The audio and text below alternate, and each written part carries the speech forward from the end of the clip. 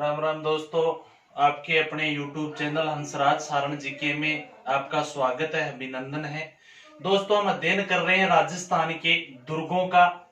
और उस राजस्थान के दुर्गों में अब तक हमने 15 से 20 दुर्ग पढ़ चुके हैं, जिसमें हम बात कर लें। सबसे पहले हमने अध्ययन किया था राजस्थान के दुर्गों का विभाजन वगैरह।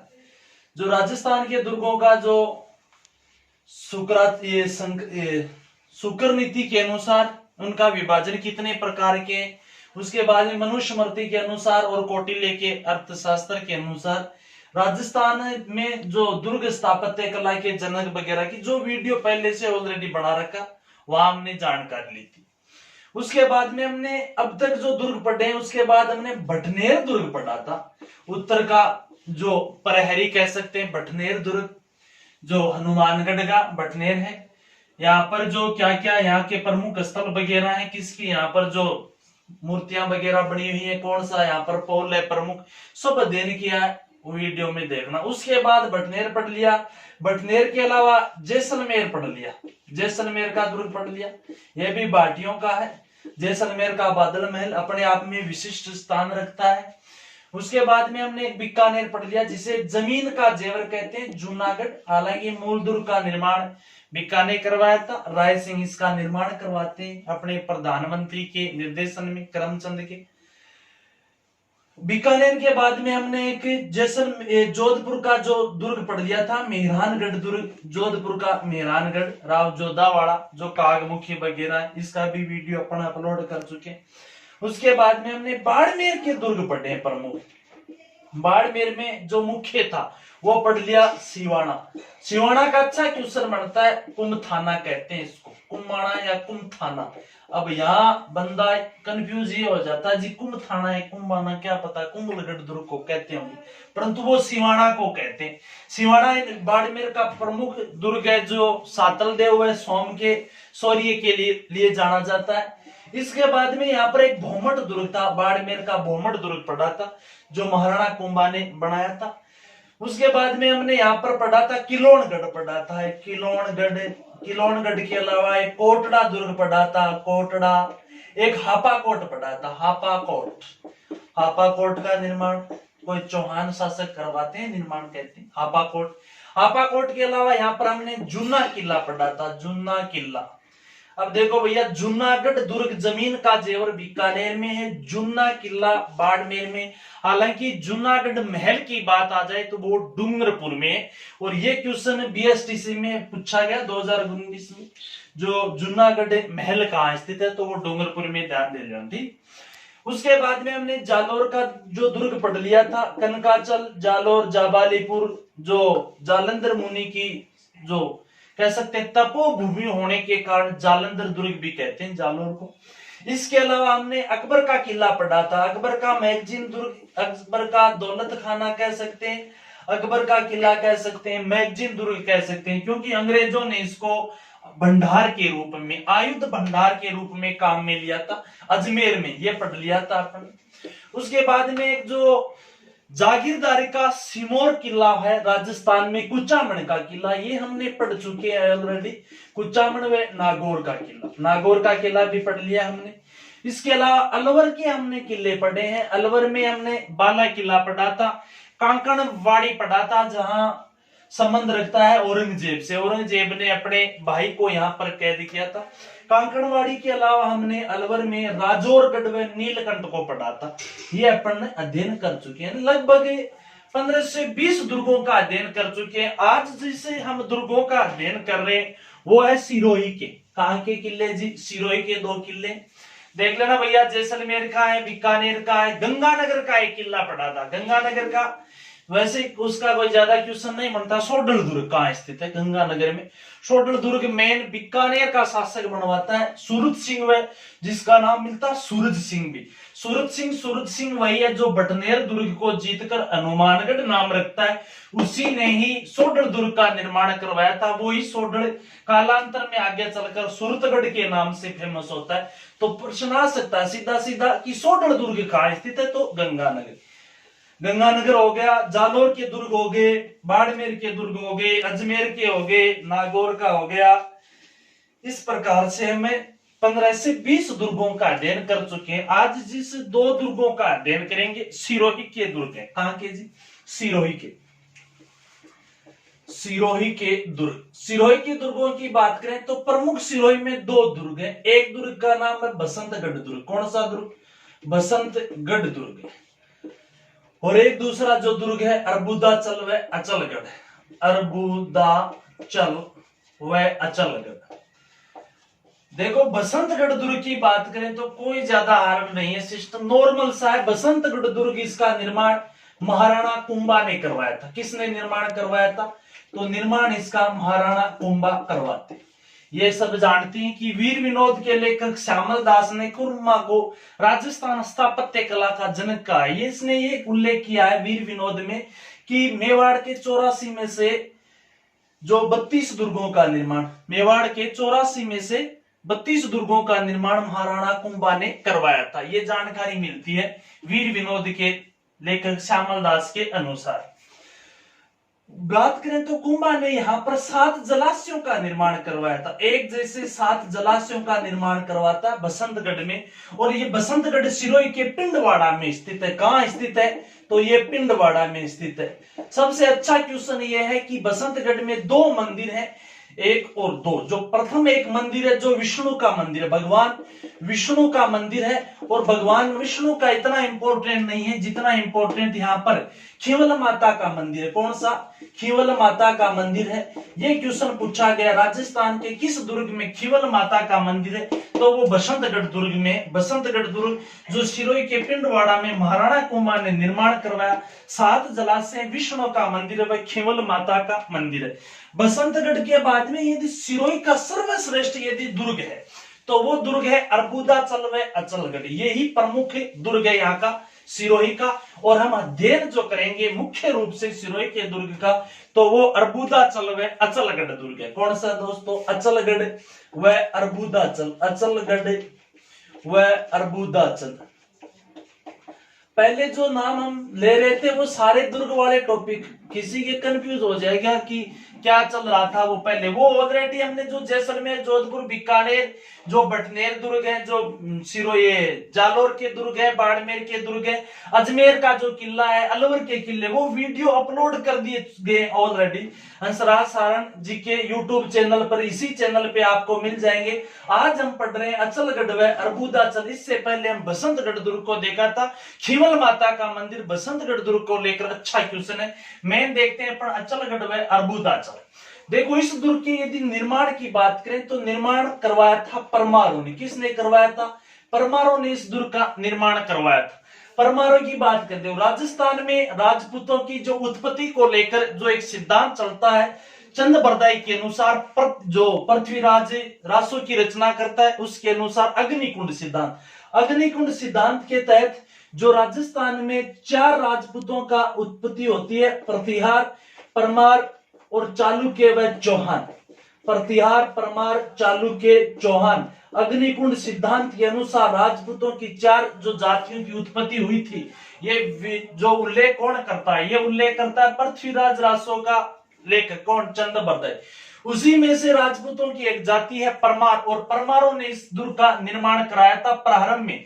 हालांकि ज्ञात इतिहास के अनुसार हम कहें तो महाराणा जो कुंभा थे, कुंभा ने इस दुर्ग का पुनर्निर्माण करवाया था। इस दुर्ग का पुनर्निर्माण कौन करवाता है? तो महाराणा कुंभा इस दुर्ग का पुनर्निर्माण करवाता है। और इसका समर्थन करने वाले देख भैया, एक तो होते हैं कर्नल जेम्स टोड। टोड ने इसका समर्थन किया। टोड कहता है कि अर्बुदाचल व अचलगढ़, अर्बुदाचल व अचलगढ़ जिस दुर्ग को प्रारंभ में प्राचीन काल में संप्रति अचलगढ़ कहते थे। ये बात कौन लिखता है? संप्रति अचलगढ़ कहते थे, ये टोड कहता है। टोड क्या कहता है कि अचलगढ़ व अर्बुदाचल जिस दुर्ग को प्राचीन काल में संप्रति अचलगढ़ कहते थे, उस दुर्ग का निर्माण परमारों ने व पुनर्निर्माण महाराणा कुंभा ने करवाया। ये उल्लेख टोड करता है। इसके बाद में एक अगर इनके जो समर्थन करता है कि परमार निर्माण कराते, पुनर्निर्माण कुंभा, दूसरा जो समर्थनकर्ता का नाम आता है तो वो अलेक्जेंडर है। कौन है? Alexander Forbes. अलेक्जेंडर फोबर्स हैं जो इनका समर्थन करते। अलेक्जेंडर फोवर्स भी यही कहते हैं, परमारों ने निर्माण कराया, कुमा ने इसका पुनर्निर्माण करवाया था। ठीक है। उसके बाद में यदि इनका जो वीर विनोद का लेखक श्यामल दास है, श्यामल दास तो समर्थन करना ही करना। श्यामल दास तो देखो एक लाइन अच्छी लिखता है। श्यामल दास कहता है कि जो आबू में अचलेश्वर महादेव का मंदिर है, आबू में अचलेश्वर महादेव का जो मंदिर है, उस अचलेश्वर महादेव मंदिर के पीछे की जो पहाड़ी है, वहां पर जो प्राचीन कालीन परमारों का एक दुर्ग है, उस दुर्ग का पुनर्निर्माण महाराणा कुंभा ने करवाया। ये पंक्ति श्यामल दास लिखता है। श्यामल दास क्या कहता है कि आबू के अचलेश्वर महादेव मंदिर की पीछे की पहाड़ी पर जो परमारों का प्राचीन दुर्ग है, उस दुर्ग का पुनर्निर्माण महाराणा कुंभा ने करवाया। यानी इस बात से अपन ये अंदाजा लगा सकते हैं कि अचलगढ़ जो दुर्ग था, उसका निर्माण परमारों ने व पुनर्निर्माण महाराणा कुंभा ने करवाया। क्योंकि तीन इतिहासकार इसका समर्थन करते हैं। टोड करता है, अलेक्जेंडर फोवर्स करता है, ये श्यामल दास जो वीर विनोद का लेखक वो करता है। प्रारंभ में इनका निर्माण किसने? परमारों ने, पुनर्निर्माण महाराणा कुंभा ने। जी दोस्तों, उसके बाद में यदि बात करें इस दुर्ग के इतिहास के बारे में, अचलगढ़ व अर्बुदाचल दुर्ग के इतिहास की, तो अचलगढ़ व अर्बुदाचल जो दुर्ग था, ये प्रारंभ में जो आबू कह सकते हैं, कहां है आबू, और आबू प्रारंभ में मूल रूप से जो परमार हैं, परमारों का मूल स्थान आबू था। परमारों का मूल स्थान या परमारों की कहते हैं उत्पत्ति स्थल आबू माना जाता है। मूल स्थान कहां था? आबू था। हालांकि परमारों की राजधानी चंद्रावती थी। कौन सी थी? चंद्रावती परमारों की क्या थी? राजधानी, जो सिरोही कह सकते हैं, परमारों की राजधानी थी। परमार प्रारंभ मूल उत्पत्ति परमारों की कहां हुई? आबू में, उनकी राजधानी चंद्रावती। इसके अलावा जो परमार बाद में जो अपना विकसित होते हैं, फैलते हैं चारों ओर, तो उस क्रम में जो अपन कह सकते हैं मंडोर में भी परमारों का शाखा एक स्थापित होती है। मेन जो परमार उज्जैन में भी, यहाँ पे मालवा के क्षेत्र में कह सकते हैं, जो लोदरवा जो जैसलमेर का क्षेत्र था, वहां भी परमार, अजमेर के क्षेत्र में भी परमार, अनेक शाखाओं में विभाजित होते हैं परमार। एक शासक का नाम आता है साली दो परमार शासक आदिवराह है। आदिवराह नाम से एक शासक आता है, आदिवराह, जो परमार शासक कहते हैं। इसके समय तो परमारों ने अपने साम्राज्य को 9 राज्यों में बांट रखा था। यानी परमार लगभग क्षेत्र पर शासन करते हैं। इनकी पंक्ति मिलती है, पृथ्वी परमारा धनी अणो, पृथ्वी परमारा तणी अणो, पृथ्वी तना परमार, एक गढ़ आबू बेसणो, दूजी उज्जैन धार। ये परमारों से संबंधित पंक्ति मिलती है कि परमारों का पृथ्वी पर कितना, पृथ्वी पर अधिकार था, इस बारे में ये जानकारी देती। उसके बाद में यदि हम बात करें तो यहाँ का जो परमार शासक था धरणीवराह के समय परमारों का जो आदिवरा नहीं, सॉरी भैया, धरणीवरा के समय यहाँ का जो 9 राज्यों में विभाजित था पूरा परमारों का साम्राज्य।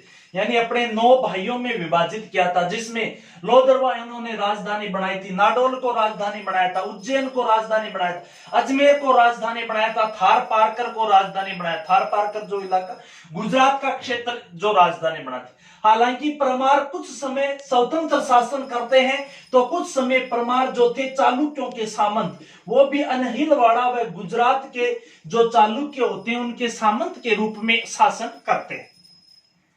एक परमार शासक का नाम आता सलख। क्या नाम आता? सलख। सलख का ही उल्लेख दूसरा जो नाम मिलता वो जैत सिंह। सलख व जैत सिंह वो परमार शासक है आबू का, जो अपने आप को चालुक्यों से स्वतंत्र कर लेता। कौन से चालुक्यों से? परमार जो गुजरात व अनहिलवाड़ा के चालुक्यों से। इसलिए चालुक्यों व सलख व जैत सिंह के मध्य विवाद होता है। विवाद की बात करें तो चालुक्य शासक था भीमदित्य। कौन था? भीमदित्य चालुक्य था। भीमदित्य के खिलाफ आपको पता होगा सलख व जैत सिंह का साथ। सलख जैत सिंह कहां का शासक? आबू का शासक। ये कहां का? भीमदित्य चालुक्य गुजरात अनहिलवाड़ा का शासक। और सलख व जैत सिंह का साथ दिया था अपने चौहान ने, और उस चौहान शासक का नाम था क्या था? सोमेश्वर। यानी सोमेश्वर चौहान था। सोमेश्वर चौहान ने आबू के शासक जैत सिंह का सपोर्ट करता है भीम चालुक्य या भीमदित्य के विरुद्ध। यही सलक व जैत सिंह यानी अपने आप को चालुक्यों से आजाद कर देता है, यानी क्योंकि ये प्रारंभ में स्वतंत्र होते, परमार प्रारंभ में स्वतंत्र थे, बाद में चालुक्यों के सामंत, उसके बाद में फिर स्वतंत्र, फिर एक शासक आएगा धारा धारा परमार, वो फिर इनका जो सामंत बन जाएगा। ये तो कभी स्वतंत्र कभी ये तो उठापटकी चलती रही थी, परंतु मेन है जो सलक व जैत सिंह।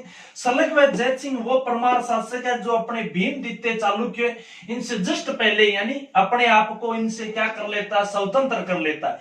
इसी कारण चालुक्य ने इस पर क्या किया, आक्रमण। जैत सिंह का साथ कौन देता है इस आक्रमण के दौरान, सोमेश्वर।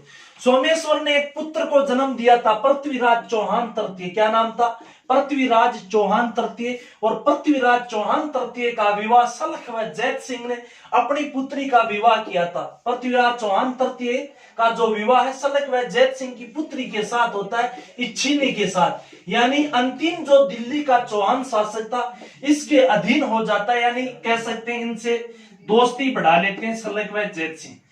इसके बाद में जो ही देखो, अब देखना क्या, जो प्रारंभ में ये चौहान किसके अधीन थे, चौहान इन यहाँ के जो आबू के चौहान, हालांकि मालवा के चौहान अपने आप में एक ताकत होते हैं पावरफुल, पर आबू के चौहान चालुक्यों के सामंत हो गए थे, परंतु जैत सिंह के समय ये चौहान आजाद हो जाते हैं। बाद में क्या होता है, यहाँ जो पृथ्वीराज चौहान तृतीय 1192 में तराइन का द्वितीय युद्ध के दौरान पृथ्वीराज चौहान तृतीय पराजित हो जाता है। उसके बाद में जो ही चौहानों की शक्ति कमजोर हुई तो इधर परमारों की भी पावर कमजोर, और इस पर अधिकार कर लेते हैं चौहान ऑलरेडी। वो कौन से चौहान, सोनग्रा चौहान। कौन से, सोनग्रा जो जालोर की शाखा होती, जालोर की सोनग्रा, कानरदेव सोनग्रा वगैरह। हालांकि कुछ समय के लिए कानरदेव सोनग्रा का शासन रहता है, तो कुछ समय के लिए जो नाडोल की एक चौहान शाखा थी, कौन सी, नाडोल की चौहान शाखा, वो भी परमारों पर या कह सकते हैं इस आबू के क्षेत्र पर अधिकार किया था। आबू के क्षेत्र की देखो बात, आबू में प्रारंभ में परमारों का शासन रहा था, परमारों का मूल स्थान रहता आबू। उसके बाद में आबू पर जो चालुक्यों का आधिपत्य स्थापित होने वाला था, परंतु किसने बचाया, चौहानों ने। तो चौहानों का नाम आएगा सोमेश्वर का, जो पृथ्वीराज चौहान तृतीय का पिता, और दूसरा नाम आएगा पृथ्वीराज चौहान तृतीय का। चालुक्य कौन था, भीमदित्य। और यह परमार कौन था इस दौरान जब चालुक्यों का अधिकार होने वाला था, तो वो था सलख व जैत सिंह। जी दोस्तों, जो ही चौहानों की पावर कमजोर हुई थी, जैत सिंह उनकी भी शक्ति कमजोर होना, और इस आबू पर अधिकार हो जाता है किसका, चौहानों का होता है, परंतु कौन से, जालोर के सोनग्रा चौहान जो कानरदेव चौहान था उसने अधिकार कर लिया था। हालांकि उसके बाद में जो नाडोल के चौहान है वो भी कुछ समय के लिए अधिकार करते। यहाँ अच्छा क्वेश्चन इतनी देर में यही है कि आबू जो था, आबू पर प्रारंभ में परमारों का मूल स्थान है। जिस आबू की राजधानी कौन सी थी, चंद्रावती थी। कौन सी थी, चंद्रावती, जो सिरोही कह सकते हैं, चंद्रावती इनके परमारों की क्या थी, राजधानी। उसके बाद में यदि बात करें परमारों की, तो जो कुंभा था, महाराणा कुंभा ने इस पर पुनर्निर्माण वगैरह इस दुर्ग का करवाया था। सबसे बड़ी बात है, गुजरात का सुल्तान होता महमूद बेगड़ा। कौन होता है, गुजरात सुल्तान महमूद बेगड़ा। कब था ये महमूद बेगड़ा, ध्यान में रहे, गुजरात सुल्तान महमूद बेगड़ा जो राजस्थान के अपन मेवाड़ के शासकों की बात करें तो रायमल व रायमल का पुत्र राणा सांगा के समकालीन था। सांगा जो 1409 से जो 1509 से लेकर 1528 तक सांगा शासक रहता है। महाराणा सांगा मेवाड़ का शासक। इस दौरान उसके समकालीन गुजरात का सुल्तान कौन, महमूद बेगड़ा। हालांकि सांगा से पहले सांगा के पिता थे रायमल, ये भी इनके समकालीन होता है महमूद, यानी इसका कार्यकाल एक ध्यान में रहे। महमूद बेगड़ा ने आक्रमण किया था, कहां किया था, आबू पर। कहां किया था, आबू पर, या कह सकते हैं अचलगढ़ व अर्बुदाचल दुर्ग पर आक्रमण करता है। महमूद बेगड़ा मुस्लिम में सुल्तान है, गुजरात का करेगा क्या, हिंदू मंदिर मूर्तियों को तोड़ेगा। मैं यहाँ पर जो मंदिर है मुख्य रूप से बात करता हूं तो अचलेश्वर महादेव का मंदिर, अचलेश्वर महादेव का मंदिर है कहां पर, और अचलेश्वर महादेव के मंदिर में खास बात शिवलिंग नहीं है यहाँ, तो यहाँ देखो मूर्ति है तो दो मूर्ति है, एक तो नंदी की मूर्ति है, किसकी मूर्ति, नंदी जो महादेव की सवारी उसकी मूर्ति है, दूसरी जो महादेव की प्रिया पार्वती की मूर्ति है। और नंदी व पार्वती की मूर्तियों को खंडित किया था महमूद बेगड़ा ने। किसने खंडित किया था? महमूद बेगड़ा ने। कहते हैं जब महमूद बेगड़ा इन मूर्तियों को, हिंदू मूर्तियों को यहां से तोड़ता है, उस दौरान देवीय चमत्कार होता है। इस देवीय चमत्कार के तहत मधुमक्खियों का एक दल था जो महमूद बेगड़ा की सेना पर अटैक करता है और इनसे बदला लेते हैं, एक तरह से कह सकते हैं। इसलिए यह स्थल है ना, वो भंवरा तल कहलाने लगा। क्या कहलाने लगा? भंवरा थल। और इस दुर्ग को अचलगढ़ व आबू व अर्बुदाचल दुर्ग को भंवरा थल दुर्ग भी कहते हैं। महमूद बेगड़ा का आक्रमण उससे संबंध रखता है, ये भंवरा थल शब्द। ठीक है। जो अचलेश्वर महादेव का मंदिर है, यहाँ पर नंदी की जो खंडित मूर्ति है और पार्वती की मूर्ति है। एक बात, इस मंदिर में शिवलिंग नहीं है। क्या नहीं है? शिवलिंग इस मंदिर में नहीं है। यहाँ पर इस मंदिर में एक खड्डा है जिसे ब्रह्म खड्डा कहते हैं। क्या कहते हैं? ब्रह्म खड्डा कहते हैं इस दुर्ग ईश्वरी, इस मंदिर के अंदर, जो अचलगढ़ दुर्ग के अंदर ये ब्रह्म खड्डा महादेव के प्रतीक के रूप में कहते हैं। यहाँ पर महादेव के अंगूठे की पूजा होती है। किसकी? महादेव के अंगूठे की पूजा होती है। और इस जो अचलेश्वर महादेव का मंदिर है, नंदी और पार्वती की मूर्ति, शिवलिंग यहाँ पर नहीं है, एक ब्रह्म खड्डा है, इसकी पूजा होती है और प्रतीक के रूप में महादेव का अंगूठा है यहाँ पर। उसके बाद में यदि हम बात करें तो इसी जो मंदिर है, इस मंदिर के एकदम नजदीक में एक कुंड है, मंदाकिनी कुंड। कौन सा है? मंदाकिनी। और मंदाकिनी कुंड जिसका निर्माण कहते हैं परमारों ने करवाया था। टोड भी उल्लेख करता है। हालांकि टोड ने तो जो आबू पर्वत है, आबू पर्वत को हिंदू ओलंपस पर्वत कहा है। हिंदू ओलंपस पर्वत कौन सा? आबू पर्वत को हिंदू ओलंपस पर्वत। ओलंपस एक जो यूनान का पर्वत, जो वहां के यूनान में देवता होते, उन देवताओं का निवास स्थान ओलंपस पर्वत। यहीं से ओलंपिक खेल शुरू होते। यूनान की बात है भैया, परंतु Hindu Olympus colonel James Tod ने किसको कहा? आबू पर्वत को, क्योंकि हिंदू देवी देवताओं के कारण। तो यहाँ पर एक मंदाकिनी कुंड है, इससे महादेव मंदिर के पास। मंदाकिनी कुंड की खास बात क्या? यहाँ एक पाषाण मूर्ति मिली। कैसी मूर्ति?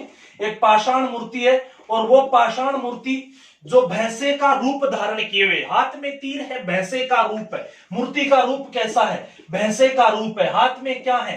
तीर है। और किसका वध कर रही है? राक्षसों का वध कर रही है। जो पाषाण मूर्ति है, मंदाकिनी कुंड से प्राप्त जो पाषाण मूर्ति, जो भैंसे का रूप धारण किए हुए, हाथ में तीर व राक्षसों का वध कर रही है। उसके बाद में यहाँ अगर बात करें तो दो जैन मंदिर। यदि जैन मंदिरों की बात करें तो प्रथम जैन तीर्थंकर कौन थे? तो प्रथम जैन तीर्थंकर का नाम आता ऋषभ देव व आदिनाथ। तो प्रथम जैन तीर्थंकर ऋषभ देव व आदिनाथ का मंदिर है यहाँ पे। ऋषभ देव व आदिनाथ का मंदिर अचलगढ़ दुर्ग में। 23वें जैन तीर्थंकर कौन होते हैं? तो 23वें जैन तीर्थंकर थे पार्श्वनाथ। तो पार्श्वनाथ का मंदिर भी कहां पर है? यहीं पर, इसी अचलगढ़ दुर्ग में। यानी कह सकते हैं मुख्य रूप से जो मंदिर कितने हो गए? 3 हो गए। एक अचलेश्वर महादेव मंदिर बहुत अच्छा मंदिर है, जहां पर पार्वती व नंदी की मूर्तियां, महादेव का शिवलिंग नहीं है, ब्रह्म कुंड है यहाँ पर एक, जिसे ब्रह्म खड्डा कहते हैं। अंगूठे की पूजा होती है प्रतीक के रूप में। उसके बाद में 2 जैन मंदिर है। प्रथम तीर्थंकर ऋषभ देव व आदिनाथ का, तो 23वें तीर्थंकर पार्श्वनाथ का। हालांकि इसके अलावा इसी मंदिर के पास मंदाकिनी कुंड है। मंदाकिनी कुंड की खास बात है, यदि बात करें हम, तो मंदाकिनी कुंड में एक पाषाण जो मूर्ति है, वो पाषाण मूर्ति मिली है, जो कह सकते हैं कि भैंसे का रूप धारण किए हुए, हाथ में तीर और वध कर रही। किसका? तो राक्षसों का वध कर रही। इसके अलावा कुंभा की बात करें तो महाराणा कुंभा के यहाँ पर राजप्रासाद या कुंभा के महल हैं। ये तो बेसिक सी बात है। हालांकि ओखा रानी का महल यहाँ फेमस है। किस रानी का? ओखा रानी का महल कहाँ है? तो वो भी यही अचलगढ़ में है। सावन भादो नामक 2 झील है यहाँ पे। सावन भादो झील, कौन सी? सावन भादो झील। देखो सावन भादो झील यहाँ पे है, नहर सावन भादो कोटा में बताए जाते हैं। सावन भादो महल डीग में, सावन भादो कड़ाई देश में करणी माता। परंतु अपने सावन भादो झीलों की बात करें तो कहां पर है? तो यहाँ पर कुंभा के राजप्रासाद है यहाँ पे। उसके बाद में ओखा रानी का महल है। तो जी दोस्तों, ये था अपना आज का जो वीडियो। प्रारंभ में हमने जो वो दुर्ग जो पढ़ लिए उनके बारे में चर्चाएं की थी, कौन कौन से पढ़े। उसके बाद में बसंतगढ़ दुर्ग, जिसका निर्माण पिंडवाड़ा सिरोही में महाराणा कुंभा करवाते हैं। और इस जो दुर्ग की बात करें तो देवी का मंदिर है, वहां पर एक विष्णु का मंदिर है। ठीक है। उसके बाद में अपन ने इसका अध्ययन किया जिसके तहत परमार जो प्रारंभिक राजधानी, परमारों के बाद में चौहानों का होता, मैं महमूद बेगड़ा, अचलेश्वर महादेव का मंदिर, मंदाकिनी का कुंड बहुत इंपॉर्टेंट है, मंदा 2 जैन मंदिर है, ओखा रानी का महल, यहां महाराणा कुंभा के राजप्रासाद, सावण भादो नामक यहाँ जो 2 झील है। धन्यवाद दोस्तों, जिस किसी को पसंद आए वीडियो को लाइक शेयर सब्सक्राइब कर देना जी, धन्यवाद।